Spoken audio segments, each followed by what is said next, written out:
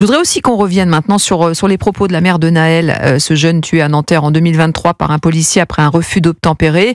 Lors d'une marche en mémoire d'Adama Traoré hier, elle a scandé sa colère contre l'appareil judiciaire et elle a assuré avoir très bien éduqué son fils.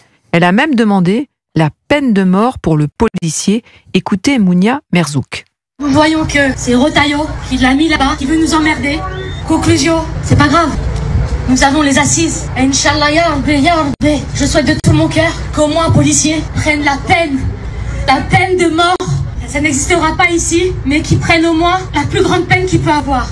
Au moins, on aura une justice pour tous ces jeunes, pour mon fils. Il faut que ces policiers soient punis. On parle d'éducation.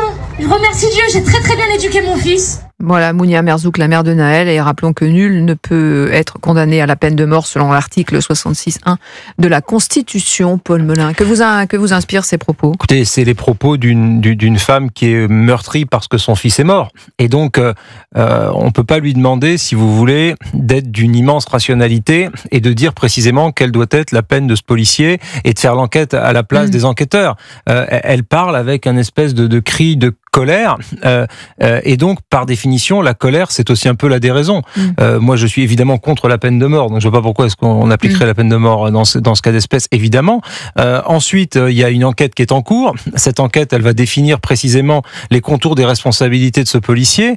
Quant à la bonne éducation de Naël, il se trouve quand même qu'il était... Je le rappelle, effectivement il risque 30 ans de réclusion criminelle. Oui bien sûr, mais c'est après, si vous voulez qu'il y ait une enquête quand il y a un policier qui fait usage de son arme létale et qui tue un gamin ou n'importe qui, d'ailleurs c'est normal qu'il y ait une enquête, ça s'appelle l'état de droit, ça s'appelle la justice, c'est normal, donc ça moi ça me choque pas du tout. Par contre il faut laisser la sérénité à l'enquête et il faut pas de pression de la rue. C'est pour ça que les collectifs pour Adama Traoré, etc., avec cette instrumentalisation politique qu'il y a derrière, c'est plus ça qui oui, ça c'est problématique, parce que si vous voulez, on va aller chercher la colère de cette mère de famille qui est, ou sa tristesse, son chagrin, son affliction qui est bien naturelle, et on va s'en servir en lui donnant la parole et en demandant à cette dame d'exprimer des idées qui finalement sont des idées politiques. Donc elle a le droit, elle est citoyenne, mais on a le droit aussi de dire que l'enquête doit suivre son cours. Et quant au côté angélique du jeune Naël, il était tout de même au volant d'une voiture qui roulait à très vive allure. Il aurait éduqué, pu, on l'appelait oui parce qu'il disait oui à tout le monde, il portait les courses des vieilles dames, voilà, il n'avait pas le permis surtout.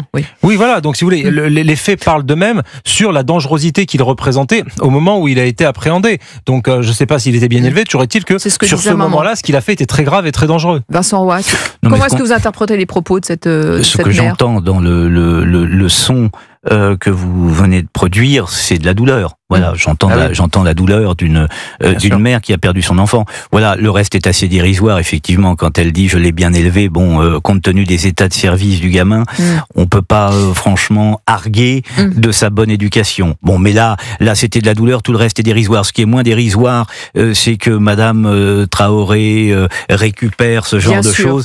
Ce qui m'ennuie de manière générale, c'est quand les voyous ont la parole. Et c'était à la mémoire d'Adama Traoré. Alors je rappelle aussi que la justice reconnaît une présomption d'intention d'homicide sans preuve directe. La défense du policier évoque un tir de protection qui a été dévié accidentellement. Voilà, et cette mère effectivement qui réclame la mort du policier, elle défend l'éducation de Naël, elle insiste sur sa bienveillance. Voilà, il y a un peu de tout et surtout l'incompréhension par rapport à cette sentence qu'elle exige. Enfin, c'est quand même assez choquant. Laissons la justice faire son travail, qu'on nous donne les derniers résultats de cette enquête. Le juge d'instruction s'occupe de tout cela. Gageons que tout cela sera très bien fait et que les responsabilités de chacun seront établies.